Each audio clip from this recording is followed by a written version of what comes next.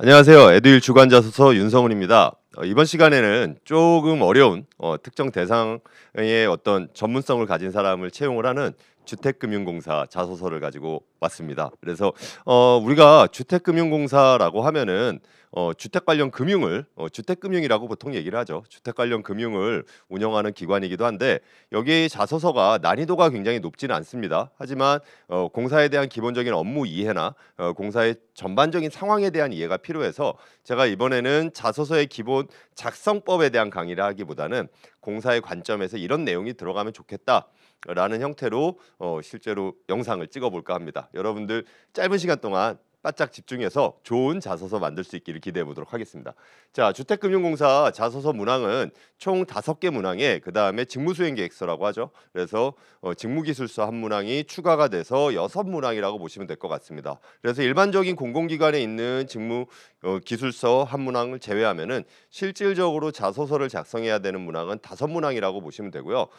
굉장히 일반적인 포맷, 그러니까 우리가 흔히 볼 수 있는 자소서 문항 구분으로 되어 있다라고 생각을 하시면 될 것 같습니다. 자, 첫 번째 문항 같은 경우에는 지원 동기를 물어보는데 일반적으로 공공기관 지원 동기를 물어볼 때 두 가지 부류가 있죠. 한 가지는 뭐냐면 지원한 동기는 무엇이고 그 다음에 이러한 우리 회사를 들어와서 어떠한 목표를 이루고 싶은지를 물어보는 유형이 있고요. 두 번째로 물어보는 유형이 지금 여기에 나와 있는 것처럼 우리 회사가 너의 어떤 직업적 가치관에 왜 부합하는지를 얘기해라 라는 유형이 있는데 이게 접근 방법이 좀 달라져야 될 것 같습니다. 그래서 그 부분에 대한 얘기를 1번 문항에서 좀 전달할까 합니다. 기본적으로 기업 분석을 하셔야 됩니다. 뭐 기업 분석이라고 큰 틀에서 얘기할 필요도 없이 홈페이지만 들어가셔도 주택금융공사가 어떤 일을 하는지는 구체적으로 다 나와 있습니다. 그래서 기본적으로 3가지의 메인 실제로 상품을 가지고 있죠. 모기지론, 그 다음에 보증 관련해서 전세자금 대출, 그리고 나서 마지막이 영모기지론이죠. 그래서 그런 것들이 각각의 이름으로 네이밍이 되어 있습니다. 그래서 각각의 이름으로 네이밍이 되어 있는 상품들 3가지에 대해서 이해를 바탕으로 여러분들이 기술을 하시면 되고 공사가 가지고 있는 어떤 비전이나 아니면은 가치와 그 다음에 공사의 어떤 전략 과제를 연결시키면서 너네는 이러한 비전을 가지고 있는데 여기에 맞는 이러한 과제들을 수행하고 있다. 아니면 이러한 사업적인 활동들을 하고 있다라는 얘기를 던져주면서 그 모습에 나도 그런 비전이나 그런 미션을 가지고 있는 사람이고 그게 내 직업적 가치관과 일치하기 때문에 지원을 한다라는 형태의 개념들로 정리가 되면 될 것 같습니다. 그리고 그러한 직업적 가치관에 맞춰서 나도 해당 분야에 대한 이해를 높이려고 준비를 했다라는 형태로 글이 이어진다라고 하면은 충분히 좋은 글을 만들 수 있을 것 같습니다. 이게 잘 애매해서 이해가 안 될 텐데 같이 한번 얘기를 해보도록 하겠습니다. 자, 주택금융공사 하면은 기본적으로 우리가 가져가야 될 게 그냥 주택담보대출이죠. 그래서 우리가 이걸 모기지론이라고 얘기를 많이 하죠. 모기지론과 그 다음에 전세자금 대출을 담당을 합니다. 그래서 이거를 주택보증이라고 얘기를 많이 하죠. 그래갖고 주택보증사업과 그 다음에 마지막으로 영모기지론이라고 얘기하는 주택연금사업. 이 3가지 사업이 기본적인 어떤 메인 상품군이라고 보시면 될 것 같습니다.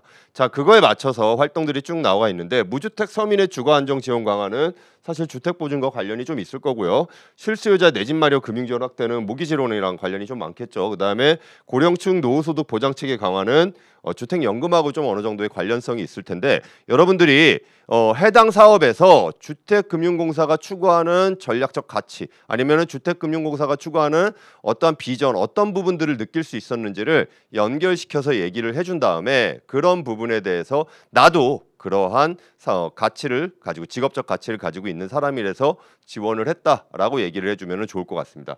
예를 들어서 제가 한번 써봤는데 주택금융의 전문성을 바탕으로 장기적이고 안정적인 주거 공급을 통해 국민의 신뢰를 만들어가는 공사의 사업들이 인상적이었다라고 했을 때 전문성이나 이런 신뢰라는 이런 단어들이 해당 기업의 미션, 비전, 그 다음에 그런 가치에 포함이 되어 있는 단어들이고요. 특히 생애주기 맞춤형 주택금융 플랫폼 고도화를 위해 보금자리론에서부터 디딤돌 대출까지 무주택 서민의 주거 안정 지원을 강화하는 정책들은 주거행복이라는 공사의 비전을 달성해 줄 수 있을 것이다 라는 것들 얘기를 하는 것까지는 지금 주택금융공사가 하고 있는 활동에 대해서 내가 어느 정도까지 이해를 하고 있는지를 가이드라인을 잡아서 던져줬습니다. 자, 나는 이러한 금융을 통해 다양한 사람을 돕고 싶은 저의 직업적 가치관에 주택금융공사의 사업이 일치하기에 지원을 했다라는 표현들이 연계가 되면 될 것 같고요. 이에 공사의 업무에서 최적의 주택금융 업무를 수행하기 위한 저만의 두 가지 준비를 했습니다. 첫째 뭐, 둘째 뭐 이런 식으로 해서 정리가 된다라고 하면은 가장 좋은 지원 동기가 되지 않을까라는 생각이 듭니다. 제가 이제 작년 합격자를 컨설팅한 경험이 있는데 이때 이런 작년에도 크게 문항적인 내용들이 다르지는 않았던 것 같습니다. 근데 이런 부분들을 맞춰서 쓰니까는 서류 통과가 쉽게 됐었고 좋지 않은 스펙임에도 불구하고 시험장까지 갈 수 있는 기회를 얻었던 것 같습니다. 그래서 여러분들이 주택금융공사의 사업적인 얘기들에 대한 이해를 바탕으로 해서 나는 해당 사업에서 어떠한 가치를 볼 수 있었고 그 가치가 내가 직업적으로 생각하는 가치와 일치하기에 니네 회사를 지원하게 되었다라는 뉘앙스로 글을 끌고 나가신 다음에 나는 그런 가치의 실현을 위해서 학창 시절에 어떠한 준비들이 되어 있는지까지 기술이 되시면은 굉장히 좋은 글이 만들어질 것 같습니다. 자, 두 번째는 공사의 상품이죠. 그래갖고 보금자리론, 그 다음에 주택보증, 주택연금 이 세 가지의 공사의 상품 중에 지원자가 가장 관심을 가지고 있는 상품을 한 가지 선정하고 그 이유와 공사 입사에서 해당 상품 분야의 전문가로 성장하기 위한 어떠한 계획을 실제로 얘기를 해달라라고 하는데 기본적으로 주택금융공사의 상품의 가장 큰 틀은 어쨌든 여신입니다. 그래서 주택담보대출, 그 다음에 전세자금대출 같은 여신 활동이 메인이 되는 거고 그 다음에 영목이지론까지 하는 유동화 보증 같은 것들이 엮어져 있죠. 그래서 이러한 것들 중에서 내가 가장 자신 있고 잘 이해하고 있는 상품군을 하나 선택하는 게 맞겠죠. 그래서 해당 상품에 대한 실제로 기본적인 이해를 하시고 상품의 취지나 기본적인 이해들을 하시고 그 다음에 내가 그 중에서 조금 더 자신감이 있는 분야를 선택을 하셔갖고 말씀을 하시면 될 것 같습니다. 그래서 어떻게 보면 보금자리로는 채권적인 접근이 될 거고요. 그 다음에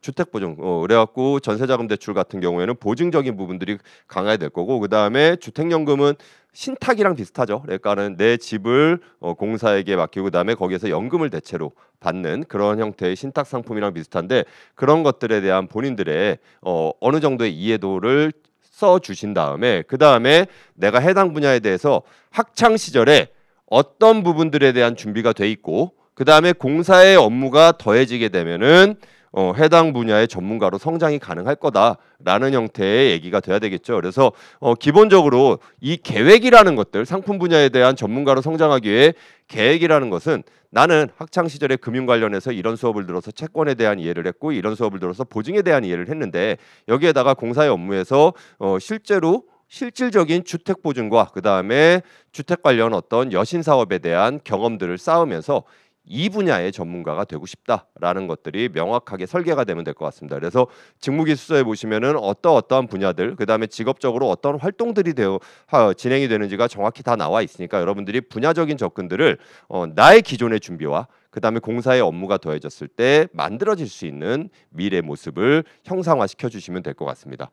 그 다음에 3번 항목 같은 경우에는 이 세 가지를 핵심 가치로 삼고 있는데 가장 작성하기가 쉬운 부분은 저는 전문성이라고 생각을 합니다. 왜냐하면은 어차피 업무적으로 했을 때 주택금융공사에서 일하기 위해서는 경제 아니면은 금융 관련된 전문성이 있거나 아니면 회계 쪽으로는 조금 연관성이 좀 떨어지는 것 같습니다. 그래갖고 경영이나 경제, 금융, 거시적인 어떤 지표를 이해할 수 있는 능력 이런 것들이 필요한데 내가 공사의 핵심 가치 중에 이쪽을 포커싱을 맞추면은 전문성을 포커싱을 맞추면은 글을 쓰기가 굉장히 쉬운 부분이 많이 있을 겁니다. 그래서 여러분들이 그 분야의 전문성으로서의 어떤 관련된 경험이 있는 거를 어필을 해주시면 되겠죠. 그래서 금융 관련 경험 하나 정도를 끄집어내 갖고 어필을 해주시면은 이런 전문성적인 용도로는 충분히 활용이 가능할 것 같습니다.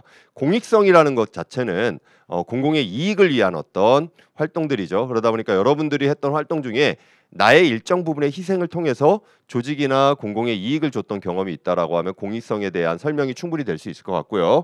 신뢰라는 거는 맞춰서 찾아내기가 좀 어렵기 때문에 개인적으로는 추천드리는 키워드는 아니다. 이게 구체적인 설명이 하나도 안 나와 있기 때문에 개인적으로는 전문성을 기반으로 내가 금융 관련 경험이나 아니면 경제 관련 경험이나 경영 관련 경험을 하나를 어필하면서 여기에서 공사가 필요한 핵심 역량 이거를 가질 수 있었다라는 것들에 대한 어필이 이루어지면 될 거고, 해당 핵심 역량은 직무기술서의 지식이나 기술에 보시면 분명히 있을 겁니다. 그래서 해당 부분에 대한 핵심 역량을 가질 수 있었다라는 형태의 스토리텔링, 두 가지씩 잡고 스토리텔링 해주는 구조로 글을 작성하시면 충분하지 않을까라는 생각이 듭니다. 자, 네 번째 문항 같은 경우에는 성과 창출의 과정에서 갈등 상황을 해결하기 위해서 기울였던 노력.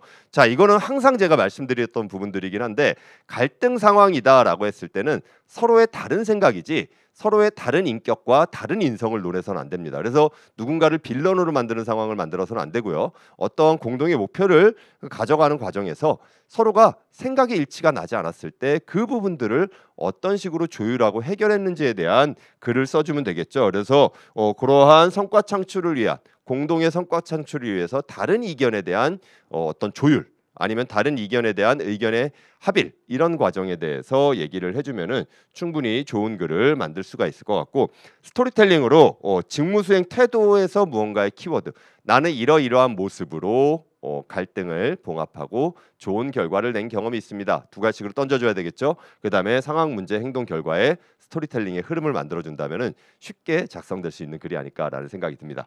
자, 다섯 번째로는 공공기관 직원으로서 갖춰야 될 가장 중요한 가치를 먼저 기술해야 됩니다. 한 문장으로 저는 공공기관 직원으로서는 이러이러한 가치를, 아니면 이러이러한 모습을 가지고 있어야 된다고 생각합니다라고 한 문장으로 작성을 해준 다음에, 그 다음에 왜냐하면은 이러이러한 모습이 어떠한 것들을 창출해낼 수 있기 때문입니다라는 것들에 대한 생각을 얘기해주고요. 그 다음에 여러분들이 그 모습으로 성과를 낸 적이 있다라는 표현까지 세 문장이 앞단에 먼저 실려야 됩니다. 공공기관의 직원은 이런 모습을 가져야 됩니다. 왜냐하면 이렇기 때문입니다. 저는 그러한 모습을 바탕으로 좋은 결과를 낸 경험이 있습니다 라고 한 다음에 스토리텔링을 해주시면 될 것 같습니다. 자, 그래서 앞단에 먼저 세 문장으로 갖춰야 될 가치에 대해서 먼저 기술을 해주는 거를 핵심적으로 잡아가면은 충분히 좋은 글을 만들 수가 있지 않을까라는 생각이 듭니다.